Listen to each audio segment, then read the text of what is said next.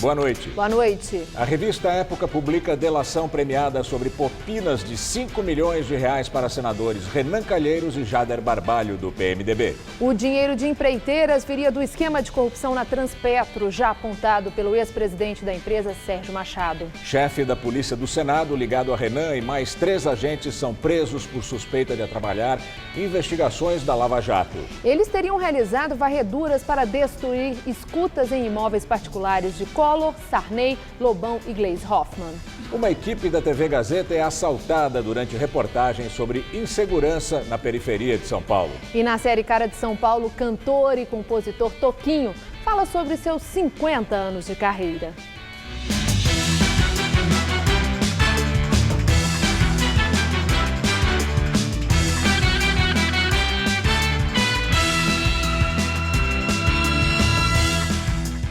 Moradores de São Paulo reclamam da falta de remédios nos postos de saúde da capital.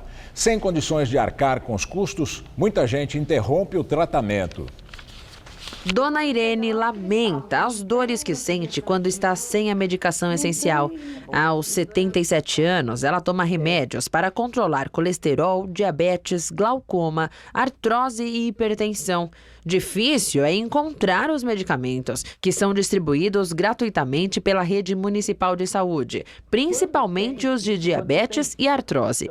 Com dor, que eu não tenho vontade nem de comer, não aguento dormir. Eu fico dentro de casa sem uma pessoa inútil, que não pode fazer mais nada.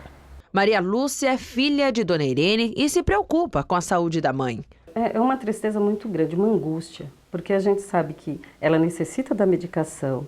Nós também não temos condições de estar arcando com essa responsabilidade. Mais de R$300 são gastos por mês pela família para comprar esses remédios. A unidade mais próxima da casa da Dona Irene é essa aqui, a Jardim Guarani, que fica a menos de 10 minutos a pé. O problema é que a viagem até aqui pode ser perdida, como a própria Dona Irene contou. A pessoa vem retirar os remédios, mas muitas vezes não encontra todos que precisa. A própria funcionária confirma. Por acaso você tem esses remédios aqui? Só o Glicazida de 30. Na UBS Dr. Humberto Pascali, no centro, a pouca fila tem motivo. Não tem nem remédio, não tem nem fila. Esses dois, Glicazida, metformina. Tá em falta. Os 2 remédios em falta são justamente os que o Samuel precisa para o diabetes. Ele até chegou a usar o site da prefeitura Aqui Tem Remédio, que mostra onde há disponibilidade dos produtos, mas não teve sorte. Aí você entra no portal, como eu entrei, e verifica o produto de fato, ele tem a 40, 30, 50 quilômetros de distância em um outro posto de saúde. Só que você não tem um telefone para confirmar se existe de fato o produto lá. Então você não vai pegar uma condução para ir até lá para verificar se tem ou não o produto. Na receita dele constam 8 medicamentos. 4 estão em falta há meses, para hipertensão e diabetes. Problema comum também para quem frequenta a UBS Vila Ipojuca, na Zona Oeste, como mostra o repórter Danilo Oliveira. Seu José, de 71 anos, veio buscar 8 remédios. Não conseguiu nem a metade. Quando a gente tem o dinheiro, ainda dá para comprar um pouquinho, mas quando a gente não tem o dinheiro, nem só aposentado, mas o aposentado que eu ganho não dá para nada. Quem procura os medicamentos precisa passar por vários postos de saúde. Muitas vezes a pessoa sai de mãos vazias e acaba comprando os remédios por conta própria. Se não mexer no bolso, o organismo sente, né, dona Núbia?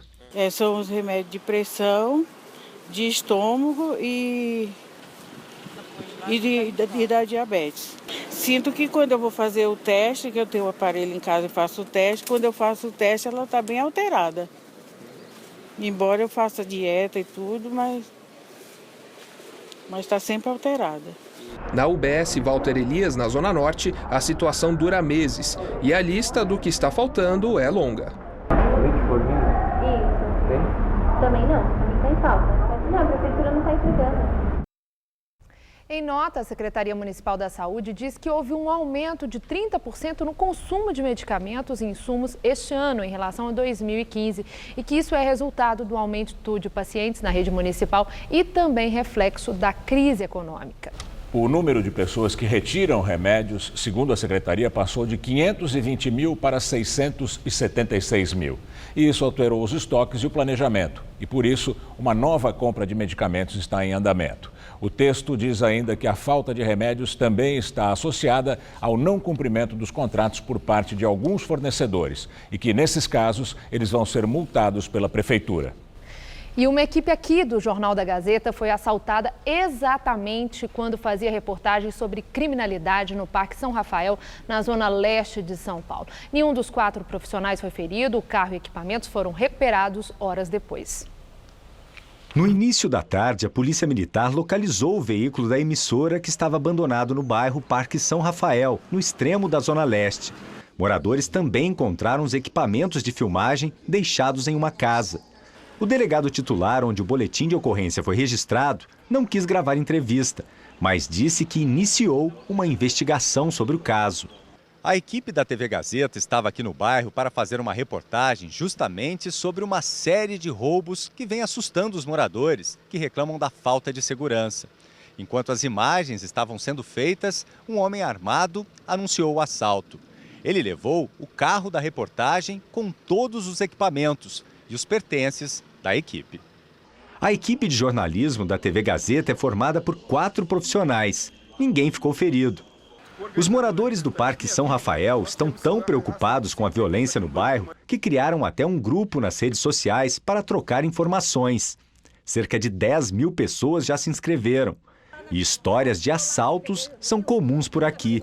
Meus clientes já foram assaltados 3 vezes na porta da minha oficina. Eles mal chegam, mal desce do carro, chegam os meninos, não é nem ladrão adulto. E leva o carro, mercadoria com tudo. Minha esposa já foi assaltada aqui, junto com meu filho. Eles não estão respeitando mais mulher com criança, idoso. Eles não estão respeitando ninguém. Essas imagens feitas no bairro mostram a ação dos bandidos. Eles cercam o veículo dirigido por uma mulher. Ela é rendida, mas consegue tirar o filho que estava no banco de trás. O carro foi levado por 3 rapazes. Os dados da Secretaria de Segurança Pública mostram o crescimento do número de furtos e roubos no Jardim São Rafael. De janeiro a agosto deste ano, já foram registradas 1.033 ocorrências do tipo, contra 812 no mesmo período do ano passado. Valdir Sampel é presidente do Conselho de Segurança em São Mateus, que fica na mesma região. Ele conta como os moradores são abordados. Às vezes com armas, com facas, com apenas uma arma que é somente um simulacro. São muitos roubos e assalto, é constante. Roubo de celular, roubo de carro. O que a gente percebe aqui é que a polícia ela só faz ronda aqui na avenida. Dentro do bairro a gente dificilmente vê uma viatura. Além disso, a informação que a gente tem, extraoficial, até de alguns amigos que são policiais, que o bairro inteiro tem 140 mil pessoas e existe apenas 3 viaturas para o bairro. A impunidade, a falta de ronda ostensiva da polícia acaba levando esse tipo de crime, né? Então tá uma coisa absurda, né? Em nota, a Secretaria da Segurança afirma que a Polícia Civil está fazendo diligências para identificar e prender os criminosos. Um retrato falado dos suspeitos também está sendo produzido. Moradores e comerciantes da zona oeste de São Paulo passaram o dia contando os prejuízos do forte temporal que atingiu São Paulo ontem. No bairro da Lapa, um homem morreu eletrocutado. Hoje de manhã, os colegas de trabalho ainda estavam assustados. Foram eles os primeiros a tentar socorrer Lailson Silva de Almeida, de 23 anos. Ontem à tarde, o rapaz tentava fechar o portão da oficina mecânica, onde trabalhava, quando foi atingido por uma descarga elétrica. O Silvio pegou ele caiu na água aí não teve jeito. Aí eu vim para socorrer, não podia segurar ele, né? Porque eu ia me pegar também. Aí a polícia chegou, pegou ele, pôs no carro e levou para o hospital e já estava morto já. Em frente à oficina, cabos de luz estavam no chão, presos a galhos de árvore. Ainda na rua Albion, a menos de uma quadra do local do acidente, a chuva e o vento derrubaram uma árvore que caiu em cima de um carro e levou junto a fiação e 2 postes. Equipes da Eletropaulo trabalharam durante toda a manhã no local. Gabriel, que mora na casa ao lado, diz que há tempos pedia a poda da árvore para a prefeitura. Na rua paralela aqui na Dom João Quim tem uma árvore que também está com risco de queda. Já tem solicitação, o mesmo caso dessa, do veículo ali. Não resolveram ainda. E eles estão fazendo aqui, pelo que a moça passou para a gente, só uma poda emergencial. Sem luz, muitos comerciantes ficaram no prejuízo. Sem energia não dá para trabalhar, desmarcando todas as clientes. Havia árvores tombadas por várias ruas da Lapa. Em toda a cidade, 107 foram arrancadas durante o temporal. A Zona Oeste registrou metade do volume esperado de chuva para o mês de outubro inteiro. O vento também assustou os moradores. Foi horrível. Ele devia ter pelo menos uns 60 km por hora o vento, no mínimo. Essa passagem de pedestres que fica embaixo das linhas da CPTM aqui na Lapa também foi inundada ontem. Aqui, a marca na parede de onde a água chegou, mais de 1,70 m de altura. A água subiu de repente e pegou de surpresa quem passava pelo túnel. Esta mulher teve que ser puxada por uma corda em meio à forte correnteza. Neste outro vídeo gravado na saída do túnel, uma mulher é arrastada pela força da água. Ela foi socorrida. Éder também ajudou no resgate. A gente viu uma pessoa caída, aí 2 rapazes pegou ela, veio trazendo ela para cá na enxurrada. Aí nós pegamos, abrimos uma porta, jogamos ela aqui para dentro. Ela já estava quase desmaiada, né? Aí a doutora aqui pegou e fez os primeiros socorros para ela. O local conhecido como Toca da Onça é muito utilizado como passagem por quem mora e trabalha na região. Só que muita gente reclamou do perigo que é andar por ali. Durante a semana aqui é muito sujo, eles não estão cuidando aqui direito. Eu acho que quando estiver chovendo, o certo era fechar as grades e ninguém passar, porque corre risco aqui. E ainda nesta edição, a previsão do tempo e as chances de chuva para os próximos dias na capital e no estado. O deputado cassado Eduardo Cunha, preso anteontem, recebeu a visita da mulher, Cláudia Cruz, na Polícia Federal em Curitiba. Cláudia Cruz estava acompanhada de um advogado e saiu sem falar com a imprensa. Ela também é ré na Lava Jato. De acordo com a investigação, ela foi favorecida por meio de contas na Suíça com dinheiro de propina, cerca de $1,5 milhão recebidos pelo marido. Eduardo Cunha foi detido por ordem do juiz Sérgio Moro. A prisão preventiva é por tempo indeterminado. Ele é acusado de receber propina de contratos de exploração de petróleo na África e de usar contas na Suíça para lavar o dinheiro. Ele nega as acusações. Logo depois de ser preso, Cunha contratou o advogado Marlos Arns, especialista em delação premiada. Na Lava Jato, o escritório do advogado negociou as delações dos executivos da Camargo Correia, Dalton Avancini e Eduardo Leite, e do empresário João Bernardi Filho. O advogado diz que a delação de Cunha não está no horizonte e que, por enquanto, é preciso estudar o processo.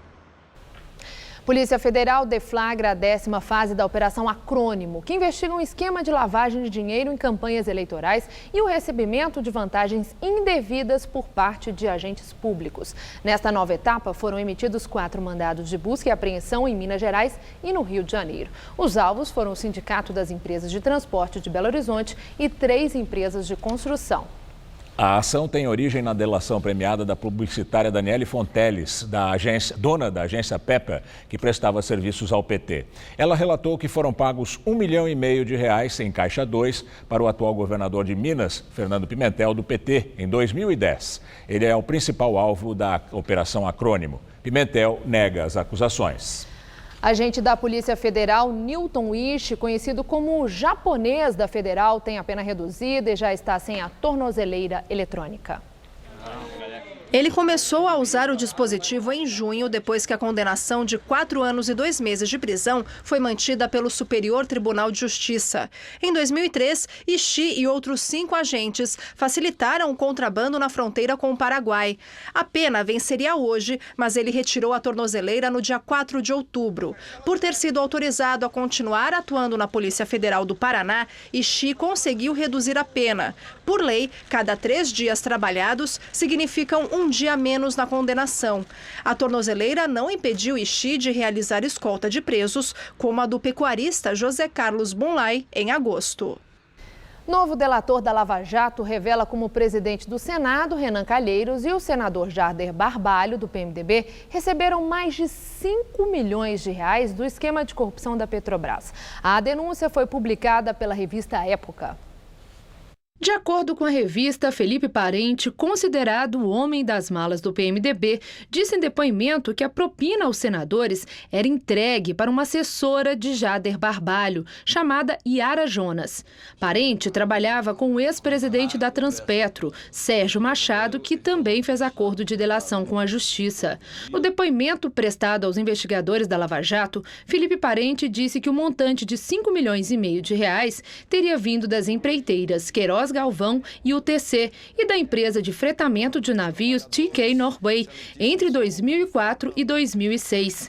O delator admitiu que ele recebia 5% do valor que transportava entre empresas e intermediários de políticos. Na delação, ele relata detalhes dos encontros com a assessora de Jader. Ele citou nomes, lugares e circunstâncias em que fez as entregas. Segundo ele, foram 15 encontros com Yara. Ele disse que a primeira reunião aconteceu no segundo semestre de 2004, quando repassou a primeira de 4 parcelas que totalizavam R$1 milhão em propina pagos pela TK Norway, em nome de Renan e Jader, e que o primeiro pagamento foi feito em seu flat no Rio de Janeiro. Segundo a revista Época, o depoimento de Felipe Parente é peça-chave na estrutura narrativa que a Procuradoria-Geral da República monta para caracterizar o envolvimento de Renan Calheiros no esquema de corrupção desvendado pela Lava Jato. A delação já foi homologada pelo ministro Teori Zavascki, relator do caso no Supremo Tribunal Federal. À revista Época, o senador Jader Barbalho negou que conheça Felipe Parente e que tenha recebido repasses vindos de tais empresas por intermédio dele. Renan Calheiros não havia respondido aos questionamentos da revista até a publicação da reportagem. A Queiroz Galvão não comentou o assunto. Representantes da TK Norway não foram localizados pela Época. Yara Jonas foi procurada, mas não retornou o pedido de entrevista feito pela revista. Felipe Parente não pode se manifestar por causa do acordo de delação. A Polícia Federal prendeu 4 policiais legislativos do Senado, acusados de atrapalhar a investigação contra senadores na Operação Lava Jato. A operação foi batizada de METS, uma referência à deusa da proteção, com capacidade de antever os acontecimentos. Foi autorizada pelo juiz Valisney de Souza Oliveira, do Distrito Federal. De acordo com o Ministério Público Federal, não foram expedidos mandados contra políticos e nem houve buscas em gabinetes no Congresso. O alvo foi a Polícia Legislativa. Dentro do Senado foram apreendidos equipamentos de varredura anti-escuta. A suspeita é que policiais legislativos faziam varreduras em escritórios e residências ligadas aos parlamentares investigados na Lava Jato, para identificar escutas instaladas com autorização judicial. Segundo a suspeita, a orientação era para destruir qualquer equipamento encontrado. Um dos presos foi Pedro Ricardo Araújo Carvalho, chefe da Polícia Legislativa, próximo ao presidente do Senado, senador Renan Calheiros, do PMDB. A operação foi baseada na delação premiada de um policial legislativo não identificado. Em depoimento, ele teria citado que os senadores beneficiados foram Fernando Collor de Mello, do PTC de Alagoas, Gleisi Hoffmann, do PT do Paraná, Edson Lobão, do PMDB do Maranhão, e o ex-senador José Sarney, do PMDB do Amapá. Segundo a Justiça Federal, a atividade dos servidores da Polícia Legislativa do Senado ocorreu pela primeira vez em 2014, ano em que foi deflagrada a investigação sobre os desvios na Petrobras, e se estendeu até 2016. O advogado de Sarney e Lobão, Antônio Carlos de Almeida Castro, afirmou que não houve nenhuma irregularidade cometida pelos políticos. Em nota, Collor negou que tenha se beneficiado irregularmente de qualquer serviço da Polícia Legislativa. A senadora Gleisi Hoffmann disse que fez formalmente à Polícia Legislativa um pedido de varredura nas casas dela em Curitiba e Brasília. Também em nota, o presidente do Senado, Renan Calheiros, defendeu a atuação dos policiais legislativos. Ele garantiu que a Polícia do Senado só faz varredura contra garampos ilegais. Direto de Brasília, Josias de Souza fala sobre as prisões dos policiais do Senado. É espantosa época essa que estamos vivendo.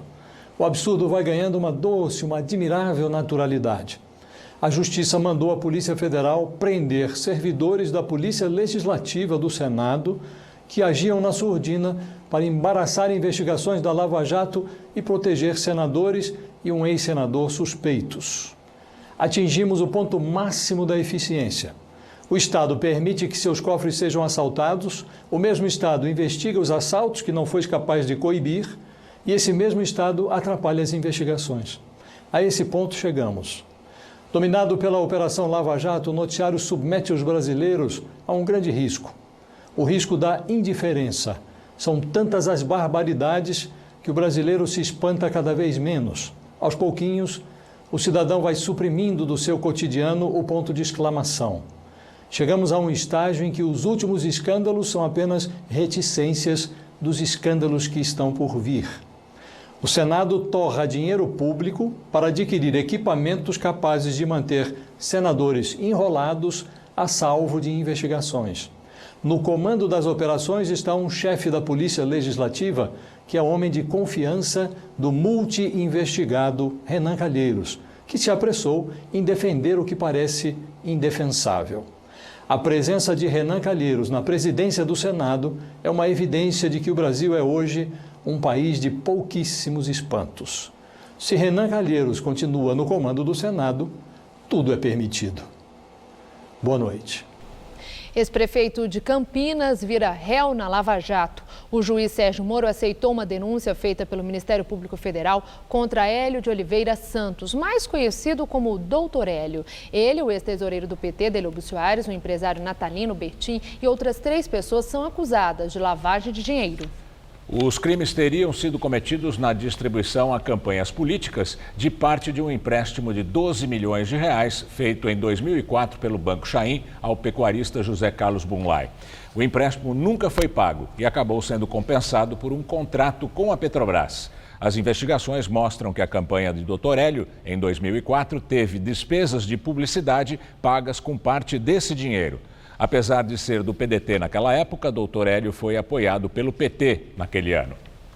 82 discos gravados, mais de 450 músicas compostas e cerca de 10 mil shows por todo o mundo. Esta lista de trabalho do músico paulistano Antônio Pesce Filho, Toquinho. Aos 70 anos de idade e em meio às comemorações dos seus 50 anos de carreira, Toquinho hoje é o personagem do quadro Cara de São Paulo. Eu toco violão todos os dias, o tempo inteiro, estudo muito. Toquinho e violão, violão e toquinho. Quem arriscaria imaginar um sem o outro?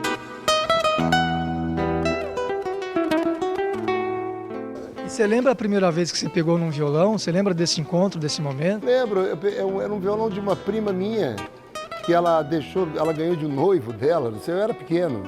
Eu vi ali um instrumento com aquelas 6 cordas e tal, e é a primeira vez que eu tomei contato com um violão. O mestre da música popular brasileira nasceu no Bom Retiro, centro de São Paulo. No Bom Retiro, eu jogava futebol na rua, jogava bolinha de gude. Era um toquinho de gente mesmo, e o apelido ficou. Parcerias foram muitas. Toquinho tocou e cantou com todos os grandes nomes da MPB. Elis Regina, Paulinho da Viola, Jorge Benjor, Miúcha, Chico Buarque, Tom Jobim. Mas foi com Vinícius de Moraes que a química aconteceu para valer. Para começar, o Vinícius precisava de um parceiro e eu também. E acho que nós nos demos o que ambos precisavam. Ele me deu um know-how poético de vida, né? Ele já era o Vinícius de Moraes quando eu comecei a trabalhar com ele. E eu dei para ele o que ele já não tinha tanto mais, que era a juventude, era o vigor, estudo de violão, um instrumento tocado o tempo inteiro. Ao lado de Vinícius, compôs Aquarela, a canção que ganharia lugar cativo na memória afetiva de muita gente. E é uma homenagem ao lado lúdico da vida da gente, né? Contornando a imensa curva, norte e sul vou com ela. E um convite irresistível, passar uma tarde e falar de amor ao som de outro sucesso da dupla. Ao sol que há de Itapuã, ouvindo o mar de Itapuã, fala de amor Itapuã. O Toquinho está vivendo um momento muito marcante, é que ele está completando 50 anos de carreira. E esta daqui é uma apresentação muito especial. É que ele está tocando junto com uma orquestra formada só por jovens que, assim como ele, começaram muito cedo na música. Eu comecei a tocar com 12, 13 anos, né? Mais ou menos. Eu sou um filho do João Gilberto, da Bossa Nova, né? Como toda a minha geração é, né? Chico, Caetano, Gil, Paulinho da Viola. Todos nós viemos na mesma levada de música, né? Já com 17, 18 anos, estava gravando meu primeiro disco. Toquinho é fã de futebol e torcedor do mais paulistano dos clubes, o Corinthians. Corinthians, grande, sempre altaneiro. Fãs ele coleciona pelo Brasil, América Latina e Europa, principalmente Itália. E parece que a lista só tende a aumentar. Pinta um barco a vela branco, navegando é tanto céu e mar, num beijo azul. A Rússia anunciou mais uma prorrogação da trégua na Síria, mas a ONU afirma que até agora nenhum ferido foi retirado dos bairros rebeldes. A trégua humanitária que terminaria hoje foi prorrogada por 24 horas. O exército sírio abriu 8 corredores que deveriam servir como rota de fuga para os moradores dos bairros controlados pelos rebeldes. Mas os civis não estão saindo e a ONU ainda não começou a retirar os feridos. O alto comissário para direitos humanos da ONU afirmou que o cerco e o bombardeio de Alepo são crimes de proporções históricas, equivalentes a crimes de guerra. No Iraque, os terroristas do Estado Islâmico atacaram a cidade de Kirkuk e estariam usando 550 famílias de Mossul como escudos humanos.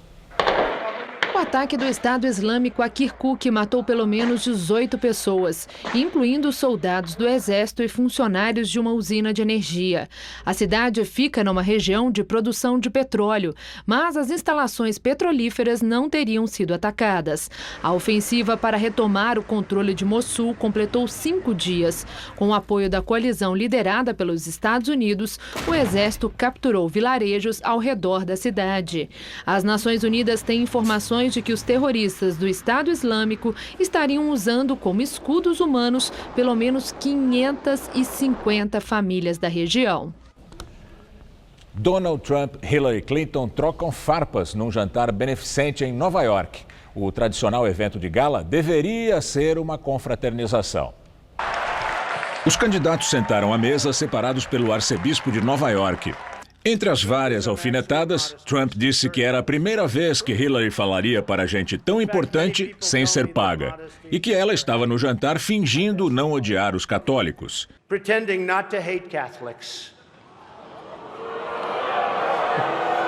E numa tentativa de brincar, disse que não entendia por que Michelle Obama faz um discurso e todo mundo acha fantástico. A mulher dele, Melania, faz exatamente o mesmo discurso e as pessoas criticam. And people get on her case. Hillary também provocou. Disse que Trump é tão cavalheiro que mandou um carro para buscá-la para o jantar. Só que era um carro fúnebre. Falou da Estátua da Liberdade como símbolo da imigração para criticar a xenofobia de Trump. Donald looks at the Statue of Liberty and sees a 4. Disse que não é santa, mas aguentar Donald Trump falando 4 horas e meia em 3 debates tem que contar como um milagre. E ainda fez piada com a fama dela de mal-humorada e chata. I'm boring compared to Donald. E agora vamos ao comentário de política internacional com o João Batista Natali. Desculpe-me pela sinceridade, e aqui vai ela com casca e tudo. Donald Trump é um cafajeste. É um cafajeste perigoso para a democracia dos Estados Unidos.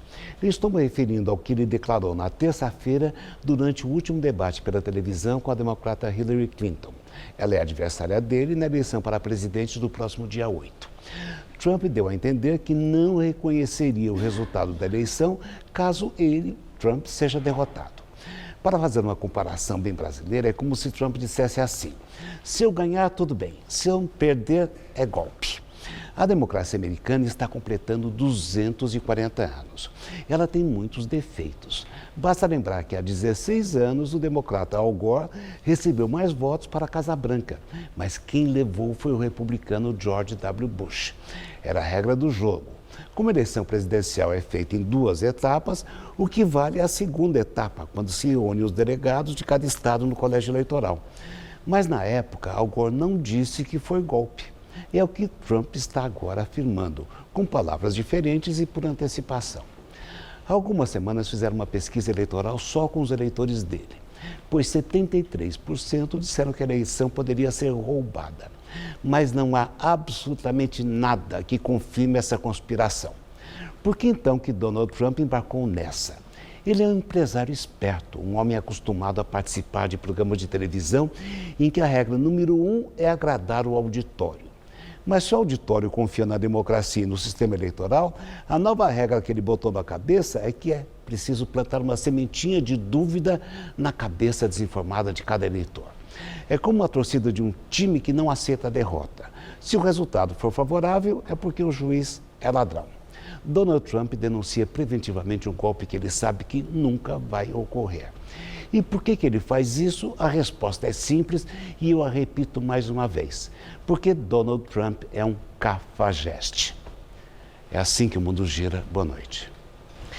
E depois dos fortes temporais de ontem, a sexta-feira amanheceu ainda com muitas nuvens e temperaturas amenas, mas sem fortes chuvas. Ainda que a frente fria já tenha se afastado um pouquinho, o vento marítimo influencia o tempo em toda a faixa leste de São Paulo, do estado de São Paulo. Vamos ver como fica o tempo amanhã. Mariana Armentano traz os detalhes da previsão.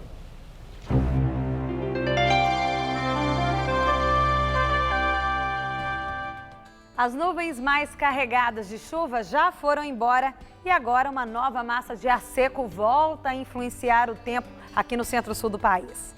E aí só vai chover no oeste de Santa Catarina e no Paraná, enquanto no leste paranaense o dia fica mais nublado com possibilidade de chuviscos. Essa condição vale também para o leste paulista e fluminense. Já entre o interior de São Paulo, zona da Mata Mineira, Goiás até o sul do Pará, o tempo fica mais instável com chuva a qualquer hora do dia. No Nordeste, a chuva vai atingir boa parte do interior da região amanhã. Vamos ver aqui algumas cidades com mais detalhes? Olha só, em Curitiba o sábado vai ser fresquinho, com mínima de 13 e máxima de 20 graus, com céu encoberto. No Rio de Janeiro chove fraco e faz frio para os padrões cariocas. A máxima vai só aos 27 graus amanhã. Em Brasília o tempo fica instável com chuvas logo pela manhã, mas a máxima chega aos 30 graus. E em Fortaleza, o sol predomina, chove fraco de forma bem isolada e faz calor de até 32 graus. Detalhando agora o mapa do estado de São Paulo, a previsão é a seguinte. Áreas de instabilidade se espalham e provocam chuvas em grande parte do estado, mas serão pancadas fracas e pontuais. A sensação ainda vai ser de tempo bem abafado pelo interior. No norte paulista, a máxima vai aos 27 graus na cidade de Franca, 30 graus em Barretos e 31 em São José do Rio Preto. Nas cidades do litoral, o tempo fica encoberto, o dia será mais fresquinho e chove fraco. Máxima só de 24 graus em Santos e de 25 em Caraguatatuba. O tempo mais friozinho também está previsto aqui para a capital, viu? O sábado vai começar com apenas 17 graus e a temperatura vai subir pouco durante o dia. A máxima não vai passar dos 22 e pode chuviscar a qualquer hora. Já no domingo, o sol aparece um pouco mais, a temperatura sobe, chegando aos 25 graus, mas pode chover de forma moderada a partir da tarde. E a próxima semana começa com sol, calor e risco de temporais. A máxima vai bater na casa dos 28 graus na segunda-feira. O jogador da Portuguesa encontrado morto na piscina do clube morreu por congestão. Segundo o laudo no IML, a morte aconteceu por asfixia causada por alimento. Lucas havia participado de um churrasco com colegas de time e integrantes da comissão técnica e entrou na piscina. A polícia ainda espera o resultado de um laudo toxicológico, que vai indicar se o jogador ingeriu bebida alcoólica ou usou algum tipo de droga. Lucas tinha 16 anos e foi encontrado morto na manhã de ontem na piscina do clube, que fica no Canindé. Durante um evento em Campinas, no interior de São Paulo, o governador Geraldo Alckmin, do PSDB, falou que irá recorrer da decisão da Justiça, que condena o Estado por causa da violência policial ocorrida nas manifestações de 2013. Alckmin afirmou que a sentença parece totalmente equivocada. O governador tucano também defendeu o uso de bala de borracha, que, segundo ele, segue protocolos internacionais. A decisão da Justiça foi emitida na quarta-feira e determina que o Estado pague R$8 milhões pelos danos. Prévia da inflação oficial em outubro foi de 0,19%, a menor para o mês desde 2009. O resultado divulgado hoje pelo IBGE mostra a desaceleração em relação a setembro, quando o índice de preços ao consumidor amplo 15 havia ficado em 0,23%. No ano, o IPCA 15 acumula alta de 6,11%. No mesmo período do ano anterior, a taxa havia ficado em 8,49%. E agora vamos ao comentário de economia com Vinícius Torres Freire. O que fazer com o dinheirinho que sobra ou que ficou guardado agora que as taxas de juros devem começar a cair? A pergunta pode parecer meio doida, porque há tanta gente endividada e mal conseguindo pagar as contas. Mas tem gente que guardou algum. Então, para o poupador mais comum, o efeito mais direto da queda dos juros vai acontecer nesses fundos de banco, vamos dizer assim, fundos de renda fixa, onde está a maior parte das reservas dos brasileiros.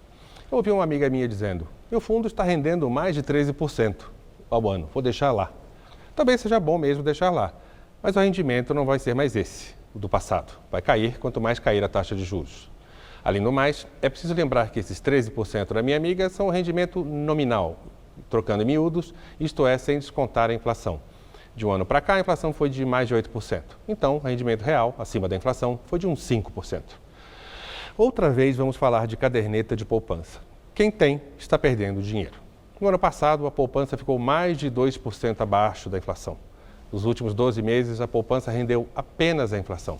Quer dizer, o dinheiro que você pode ter guardado faz um ano apenas não perdeu o poder de compra, mas não rendeu nada em termos reais, não cresceu. Então, tire seu dinheiro da poupança e pelo menos o coloque num fundo com taxa de administração menor que 1,5%, 2%. E até o final do ano de 2018, pelo menos, ele vai render mais que a poupança. Como garantir uma taxa de juros mais alta por mais tempo para o seu dinheiro? Para aposentadoria, por favor. Por exemplo, para quem pode investir a médio prazo, pelo menos 2 anos, a alternativa melhor é o Tesouro Direto. Empréstimos diretamente para o governo, como a gente sempre diz aqui. É mais complicado de investir, mas rende mais. Entre no site e dê uma pesquisada. Infelizmente, não dá para explicar a coisa toda aqui. E coisas como a bolsa. Se você entende do riscado ou tem assessoria de quem entende, pode ser alternativa de médio prazo. De outro modo, não entre e não se arrisque nisso. Enfim, pesquise os investimentos em renda fixa, converse no banco. Vá para a internet e compare as alternativas, elas estão lá. O que você não pode deixar é o seu dinheiro encolher, o dinheiro muito suado que você poupou. Boa noite. Sair de casa atrasado, correndo, chegar no ponto e o ônibus ter acabado de passar. Quem nunca enfrentou esse problema? Os passageiros do ônibus do Toninho não enfrentam mais. O cobrador avisa pelo WhatsApp quando o ônibus está chegando no ponto e também sobre atrasos e eventuais imprevistos. Assim que o Antônio começa a viagem, ele já recebe as primeiras mensagens no celular. São os passageiros preocupados com o horário em que o ônibus vai passar no ponto. O Toninho, como é conhecido, fica ligado sempre e avisa o pessoal quando tem atraso ou mudança no caminho. As pessoas começaram a me procurar, me pedir meu zap, né? Para avisar. Como esse é o último ônibus da parte da manhã, se há algum atraso, alguma quebra, a gente acaba participando disso. As pessoas ligam, aí aconteceu alguma coisa? Se acontecer, a gente passa, porque a pessoa pode pegar outro ônibus. Isso já fazem uns 3 anos. A Alessandra trabalha no centro de São Paulo e usa a linha do Antônio, que sai da Vila Formosa, na Zona Leste, e vai até a Praça da República. Logo de cara, ela dispensa os aplicativos de localização de ônibus. O aplicativo erra, o cobrador não, porque o cobrador vai te falar exatamente onde ele está. O aplicativo muitas vezes fala que ele está longe e ele está aqui, do seu lado. Então eu prefiro com o cobrador, o motorista.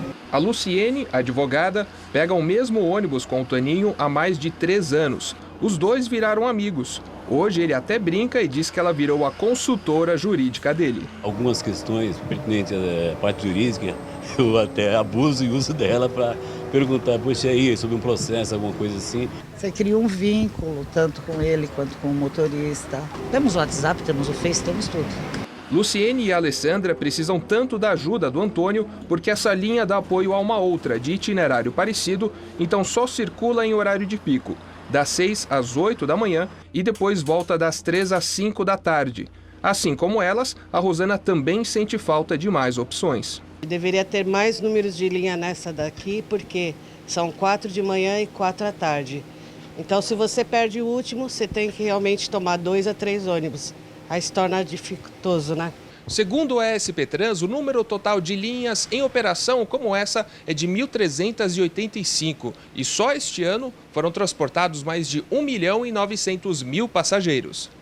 E quem transporta tanta gente todos os dias sabe bem a diferença que uma simples mensagem pode fazer. Pega muita amizade, não tem como, né? Que eles dependem de nós, da gente, porque a gente só tem 4 carros aqui na linha, né? E aqueles passageiros do dia a dia acabam pegando amizade mesmo, né?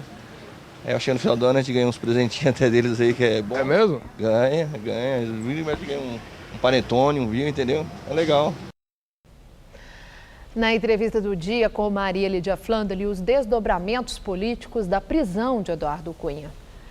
Entrevisto hoje o deputado federal do PSDB, Ricardo Trípoli, político de extensa carreira como vereador, deputado estadual, deputado federal, sempre eleito pelo PSDB e foi também secretário de município e de estado em gestões tucanas em São Paulo. Muito obrigada, deputado. Obrigado a você, Albono. Bom, deputado, a prisão de Eduardo Cunha, está aí um grande suspense sobre possível delação premiada dele e gerando uma espécie de apreensão. Como é que o senhor entendeu aquele dia em que foi anunciada a prisão de Eduardo Cunha, na Câmara que havia tanta gente, de repente, um sumiço geral? Olha, Maria, primeiro eu acho o seguinte, é um grande avanço, não só da legislação, mas do comportamento da sociedade brasileira. Há 20 anos atrás, você jamais imaginaria de que alguém do padrão, do patamar, de um presidente da Câmara, seria destituído, uma presidente seria cassada e que o Código Penal e a Constituição brasileira serviria para todos. Até então, todo mundo dizia, não, uma pessoa muito simples vai presa, respeita o Código Penal, respeita a Constituição. Uma pessoa que ocupa algum cargo público está tranquila no que diz respeito ao crime, branco, né? O crime do colarinho branco. Hoje não. Então, acho que a democracia ela está mais do que demonstrada de que hoje as coisas ocorrem para todos. E o presidente da Câmara não está ileso ao tipo de crime que ele tenha cometido. Mas por que os deputados foram embora quando anunciaram? Porque o que chamou muito a atenção, que em instantes nós tivemos a imagem daquele vazio na Câmara Federal. Houve um pânico? Não, acho que ali é o seguinte, nós tínhamos votado já a questão do teto, na primeira votação, temos a segunda votação, tínhamos algumas votações para serem realizadas e naquele mesmo dia à noite alguns já iam embarcar. Eu, por exemplo, estava no meu gabinete a hora que eu fui informado pelo meu assessor que disse, olha, acabou de ocorrer a prisão do Eduardo Cunha. Disse, olha, já era tempo, porque pelas provas que foram apresentadas, pelos documentos que foram apresentados, obviamente todos já sabiam de que aquilo iria ocorrer. Mas tem um clima de apreensão, medo mesmo de uma eventual, aliás, até de uma possível delação premiada de Eduardo Cunha? Isso faz parte das regras que todos têm que se submeter. Bom, que faz parte das regras, mas tem muita gente com medo? Eu não sei te dizer, Maria, pelo menos eu não sinto isso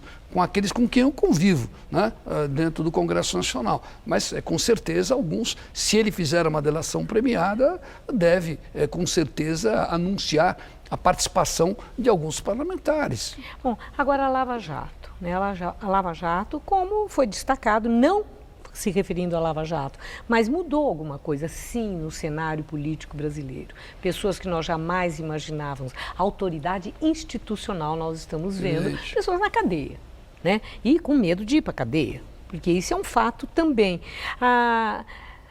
Mas eu quero ouvir o seguinte, chamou atenção na Câmara outro dia uma votação daquela lei que que propunha que anistia para políticos que já usaram do Caixa 2.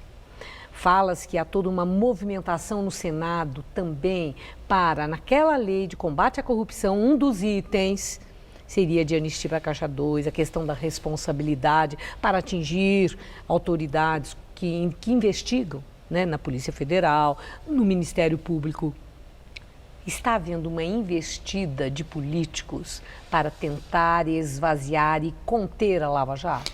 Eu acredito que não, por alguns motivos. A lei, primeiro, não retroage em benefício de ninguém. Se cometer o crime, ele vai ter que responder. Eu acho que isso é muito bom, porque vai depurar. Primeiro é o seguinte, quem quiser ter vida pública, vai ter que ter vida pública, vida republicana, e não da maneira como está ocorrendo com alguns casos específicos. Mas se fosse assim, não haveria tanta corrupção como nós estamos vendo, porque as pessoas, os políticos, quem tinha poder... Sim. Entendia que podia fazer o que quisesse, que ficava impune. A Lava Jato está mostrando que não é bem assim. Mas o que eu estou dizendo, o importante é que hoje você começa a separar. Quer dizer, a partir do momento que você tem a indicação de que houve crime, o indício de algum tipo de delito, automaticamente você tem como reprimir. Não é que é uma coisa que vai passar ileso. Então, as pessoas que estiverem comprometidas, talvez esse seja o último mandato, se é que vão conseguir chegar ao fim desse mandato. Agora, o Brasil não pode parar por isso. Essa é uma outra questão que a gente tem que levar em consideração. O Brasil tem que continuar avançando. Avançando, que eu digo, nas propostas, nas reformas, a questão da Previdência, a questão do teto na segunda votação, a reforma política tem que ocorrer, e acho que não tem que privilegiar ninguém, não. Eu acho que exatamente isso tem que ocorrer. É o que nós falamos. Nós não podemos ter um discurso e uma prática diferente. Em política, se você tiver um discurso diferente da prática, você não consegue sustentar. Trazendo para o PSDB, como é que está o ânimo, o clima no PSDB de São Paulo? Depois daquele desentendimento que houve em relação à candidatura Dória, Dória foi eleito. Então, passado tudo isso, os ânimos estão mais calmos? Olha, a questão política, o contraditório interno, ele sempre existiu, um pouco mais acirrado ou não. A partir do momento que você tem a consolidação de um processo em que você tem um prefeito eleito, a eleição já terminou, agora nós temos que governar, apresentar uma proposta. No PSDB, não vejo nenhum problema. Acalmou? Não. Tranquilo, acho que hoje de qualquer forma, o vice-presidente nacional do PSDB, Alberto Goldman, tem feito, que é um político ideológico, tem história política densa, importante. Goldman tem feito duras críticas ao PSDB. Já nem falo mais o fato dele não aceitar o candidato Dória, mas em relação ao próprio partido. Ele diz que o partido não conversa, que a executiva do partido é cartorial. Nós estamos há tão pouco tempo de 2018, vai ser eleita uma nova direção. Em maio. Em maio, se vocês não se reúnem para conversar, então ele está chamando a atenção. Essa advertência de Goldman é oportuna? É boa. É boa o seguinte, porque você movimenta o partido. Quando eu iniciei o processo da discussão por prévias no partido, foi exatamente nessa linha. Eu disse ao presidente Fernando Henrique, se o partido não começar a estimular prévias, você não vai ter debate, o partido não cresce. Hoje as pessoas se interessam pelo diretório municipal, pelo diretório estadual e pelo diretório nacional. Mas prévia provoca racha. Mas é uma maneira de você poder consolidar um processo. A escolha é legítima, não tem nenhum problema. Eu acho que a partir de agora, você tem o Dória prefeito, você tem o vice, o Bruno Covas, que legitima essa candidatura, não só pelo sobrenome, mas pelo trabalho que o Bruno exerce. É um belo parlamentar, um homem de frente, tem um futuro brilhante, com certeza, e vai dar estrutura política para essa chapa que foi eleita. O partido é exatamente isso. Nós temos que estar discutindo o contraditório internamente, resolvido o problema, vira-se a página e começa a governar. Eu acho que essa é a questão, não tem nenhuma divergência. Essa questão do Goldman... Bom, o senhor deixou claro aí, resolvido o problema, aí é que está a questão. Não, mas está resolvido. Eu acho que não vejo mais nenhuma aresta a ser aparada, a não ser nós trabalharmos numa bela administração e mostrarmos o que o PSDB pretende para a cidade de São Paulo. Estaremos acompanhando. Muito obrigado. Uma boa noite. Muito obrigada, deputado. Eu agradeço. Estela. E agora vamos ao comentário de cultura com o César Job. O Sesc Pompeia recebe neste fim de semana o rito Bacantes do Teatro Oficina, em comemoração aos 20 anos de sua primeira apresentação. O espetáculo, inspirado na obra original de Eurípides, traz temas sociopolíticos da atualidade e é uma das produções mais relevantes da Usina Uzona, a mítica companhia do também mítico José Celso Martinez Correia. Com direção de aproximadamente 6 horas, a peça é proibida para menores de 18 anos, mesmo acompanhados dos pais. Interessante notar que o espetáculo foi criado para o Espaço do Oficina, projeto de Lina Bobardi, e será apresentado agora em outro espaço de autoria da arquiteta italiana. O coro da Rádio de Berlim e a Orquestra Arte del Mondo encerram na segunda e na terça a temporada 2016 do Mozarteum Brasileiro, com apresentações na Sala São Paulo. No repertório, os grupos interpretam peças de Brahms, Mozart, Strauss e Mahler. O coro é um dos mais famosos do mundo, com mais de 90 anos de existência. Tem 63 cantores permanentes e faz como 60 concertos por ano. Recebeu inúmeros prêmios, incluindo 3 Grammys. Atualmente, o holandês Gilles Lenaers é seu regente e diretor artístico. Já a Orquestra Arte del Mondo foi criada em 2004 por seu diretor artístico Werner Erhard e é composta por 53 músicos, ou seja, um palco cheio. E na Zipper Galeria, o artista plástico libanês radicado aqui, Camille Kashani, apresenta a mostra Enciclopédia Privata. A exposição reúne séries inéditas de esculturas, fotografias e desenhos. Os trabalhos se relacionam com a sequência de deslocamentos e migrações vivida pelo artista.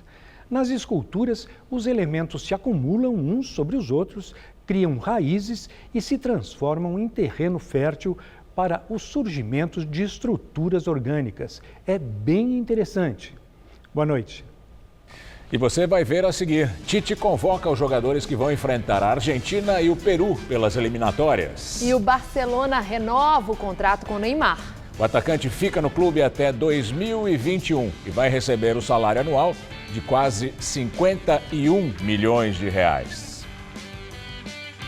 Receitas Digitais Bradesco, com Bela Gil. Oi! Se para você já é natural fazer tudo pela internet, computador, celular, o Bradesco tem uma receita incrível para você. Atendimento à moda digital, tudo online. Você pode falar com seu gerente em horário estendido, tirar dúvidas com consultores de investimentos, sem precisar sair de casa. Tudo à moda digital. Experimente! Bradesco, digital ao seu gosto. Neste fim de semana tem feirão na fábrica da GM. Só que desta vez você é o vendedor e a Chevrolet é quem vai comprar o seu usado. Traga seu carro de qualquer marca ou modelo. E se você decidir trocar por um Chevrolet, ainda aproveita grandes oportunidades como essa. Novo Onix 2017 com tecnologia OnStar, agora com desconto de R$2.000, taxa zero em 30 vezes e mais R$1.000 de bônus da troca do seu usado. Feirão na fábrica da GM. É só neste sábado e domingo. Aproveite! Quem tem paixão por comunicação sabe muito bem qual faculdade escolher. Aquela que prioriza a formação ética e humanística, sem deixar de lado vivência e experiência. Porque não basta estar preparado para o mercado. É preciso estar pronto para a vida. Se você quer se formar e transformar o mundo, faça Casper Libero. Vestibular 2017. Inscrições abertas. Faculdade Casper Libero. Paixão por comunicação. Vem aí o 13º Troféu Mesa Redonda. Troféu Mesa Redonda. Oferecimento Lux Color.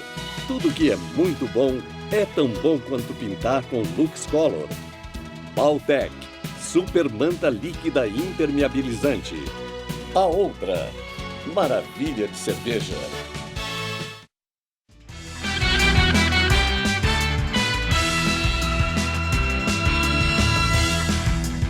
E agora as notícias do esporte com o Celso Cardoso e Rodolfo Gamberini.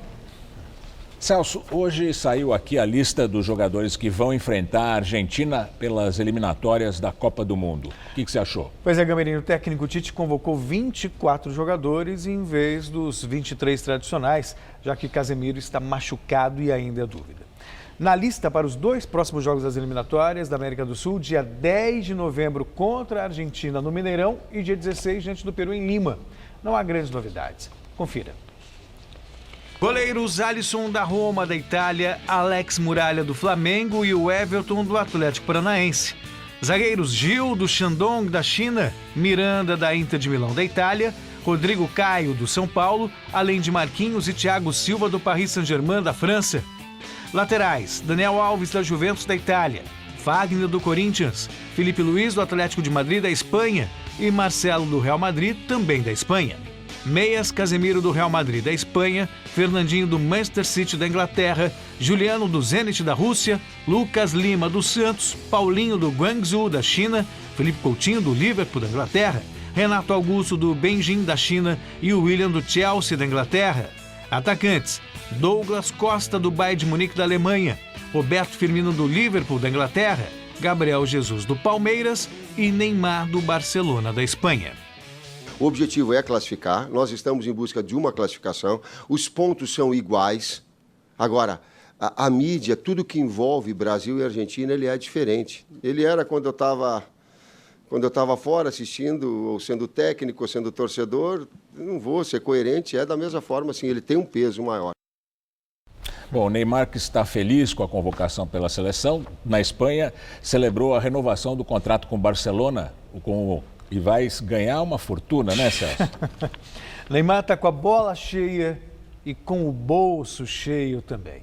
Barcelona anunciou nesta sexta-feira a renovação de contrato com o atacante por mais 3 temporadas. Com isso, Neymar permanecerá no clube catalão até 2021, com um salário anual de 15 milhões de euros, ou seja, quase 51 milhões de reais. A multa de rescisão de contrato entre as duas partes é estimada em quase 700 milhões de reais, segundo a imprensa espanhola. E tem um detalhe importante, falei 15 milhões de euros, mas pode chegar a 25. Se ele for eleito o melhor do mundo, ganhar bola de ouro, ganhar Liga dos Campeões, Campeonato Espanhol, tem bônus ainda, tem gatilho. Ele vai ganhar pelo menos 5 vezes mais que o Tite, porque o Tite ganha uns 800, ele vai ganhar 4 milhões por mês. 4 milhões. E o Messi, que está para renovar, deve renovar vai ganhar mais que ele. 40 milhões de euros por ano. Essa é a expectativa. E Campeonato Brasileiro, que não é tão rico assim, tem jogos importantes nesse final. pouco mais pobre. Tem jogos importantes nesse final de semana. Destaque para Palmeiras e Sport, que jogam em São Paulo, no Allianz Parque, e Flamengo e Corinthians na reabertura do Maracanã. Esse jogo vale a briga pelo título. Tá bom. Tá bom? É isso? É isso por hoje, né? Obrigado, bom fim de semana. Para você também. Até segunda. Até segunda. O Jornal da Gazeta termina aqui. A edição de hoje pode ser vista no site do Jornal da Gazeta. Mais notícias em nossa edição das 10. Uma boa noite para você. Boa noite, bom fim de semana e até segunda.